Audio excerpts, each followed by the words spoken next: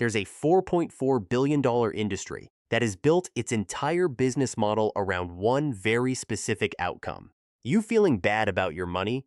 Not broke, not financially ruined. Just bad enough to keep buying the next course, the next app, the next 47-step framework for achieving financial freedom. Bad enough to feel guilty, anxious, and convinced that the reason your net worth isn't where it should be is because you haven't found the right guru yet. I'm talking about the personal finance industry. And by the end of this video, I'm going to show you exactly how it works, why it's designed to fail you, and the one thing none of these people want you to figure out. Because once you do, the whole machine stops working. Let's start with the numbers. Because this isn't a small cottage industry run by some guy selling PDFs from his basement, although there are also a lot of those. The global personal finance software market alone is worth over $1.5 billion and growing at roughly 6% annually. Add in financial coaching, money mindset content, budgeting courses, financial wellness apps, and the broader self-improvement adjacent content machine, and you're looking at a market that clears $4 billion per year in the United States alone. For context, that's roughly the same size as the entire MLB's annual revenue. Except baseball at least tells you up front that your team is probably going to disappoint you. And here's the thing, that number keeps growing. Not because people are getting richer, but because people aren't Meet Sarah. Sarah makes $72,000 a year, which is above the median U.S. household income. She has $6,400 in credit card debt, a savings account she's been meaning to fund since 2021, and a subscription to 3 different budgeting apps she hasn't opened since February. She's watched 14 hours of YouTube videos about the debt avalanche method, bought a $97 digital course called something like Money Mastery Unlocked, and has a highlight reel on her phone full of aesthetic finance quotes she saved but never acted on. Sarah doesn't have a financial literacy problem. She has a financial anxiety problem that has been deliberately manufactured, bottled, and sold back to her with a sunrise thumbnail and a motivational hook. And that's the mechanism. That's the part nobody wants to talk about. Because the personal finance industry doesn't profit from financial success. It profits from financial insecurity. And the difference is more important than it sounds. A successful personal finance product would make itself obsolete. You'd learn the thing, apply it, and move on. But obsolete products don't have recurring revenue. They don't have return customers. And they definitely don't have email lists of 300,000 anxious people waiting for the next solution to the problem. The last solution didn't fix. So what does a business do when its product works too well? It moves the goalposts. First it was budgeting, then it was debt payoff systems, then it was investing basics, then it was financial independence, then it was building multiple income streams, then it was mindset. And now we've arrived at the era of nervous system regulation as the root cause of your financial problems, which is peak. We've run out of actual content, but we still need to sell something. This isn't an accident. It's a content flywheel. Create anxiety about money. Offer a framework to solve it. Make the framework complicated enough to require support, community, and advanced modules.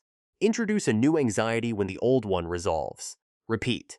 It is, ironically, the same business model as the diet industry. And that is not a coincidence. The diet industry has been running this exact playbook for 60 years. New diet every 3 years. New villain every cycle. First fat, then carbs, then gluten, then sugar. Billions in annual revenue. Average American no healthier than they were in 1980. The personal finance industry looked at that track record and said, I want that. And they built it. Except instead of promising a flat stomach by summer, they're promising a paid-off mortgage by 40. Same psychology. Same result. Massive industry. No meaningful change in average outcomes. Here's the gut punch. The financial outcomes for the average American have not improved in proportion to the explosion of personal finance content. According to the Federal Reserve's most recent consumer finance data, roughly 37% of Americans couldn't cover a $400 emergency expense without borrowing. 57% of Americans have less than $1,000 in savings. and the average American household carries over $21,000 in non-mortgage debt. These numbers haven't dramatically improved over the last decade, which is exactly the decade that saw the personal finance content industry explode on YouTube, TikTok, podcasts, and every newsletter platform known to man. Think about that for a second.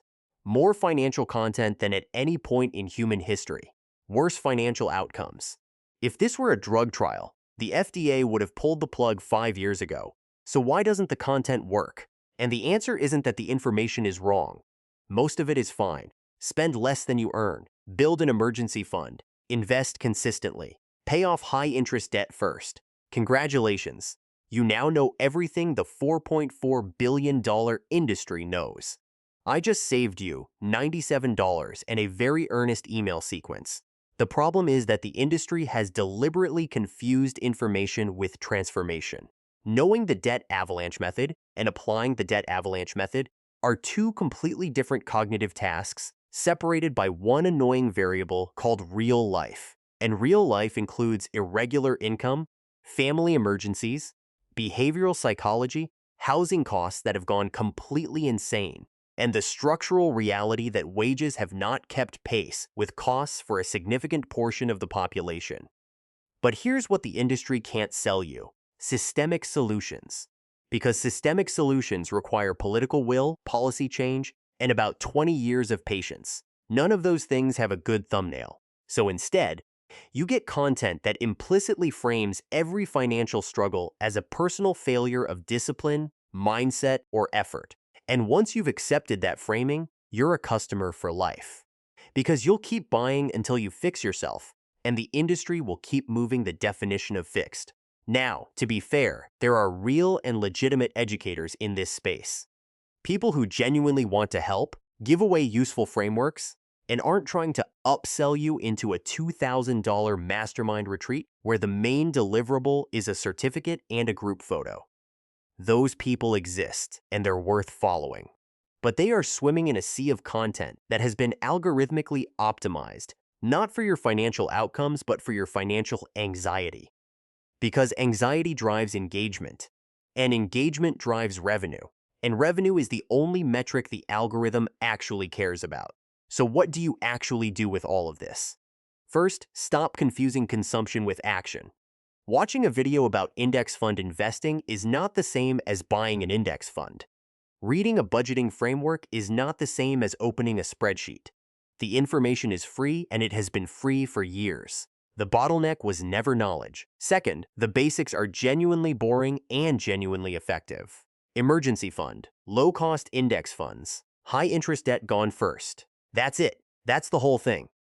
Anyone who tries to add more complexity than that is either selling something or hasn't thought about it hard enough.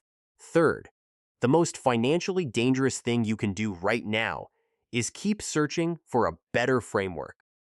Because every hour you spend searching for a better system is an hour you spent not running the one that already works. The diet industry calls this being a chronic restarter. The finance industry just calls it a returning customer. Fourth, be deeply suspicious of any financial education content that leads with your mindset, your limiting beliefs, or your relationship with money as the primary explanation for why you're not where you want to be. Sometimes people aren't where they want to be because rent is $2,400 a month and wages aren't, and no amount of journaling about abundance is going to fix that. And fifth, and this one is free because irony is my love language. The single best financial decision you can make right now is to stop paying for financial advice about how to stop wasting money. Here's where I want to hear from you, because the comment section on these kinds of videos is always fascinating. So I want to know, do you think A, the personal finance industry is genuinely broken and extracting value from the financially anxious with no real improvement in outcomes? B, the content works fine and the problem is people just don't apply it? Or C, the real issue is structural and no amount of individual advice fixes a system-level problem? Drop your take below, because wherever you land on this, one thing is undeniable. Somebody is getting very rich off the idea that you don't know enough about money yet. And it probably isn't you.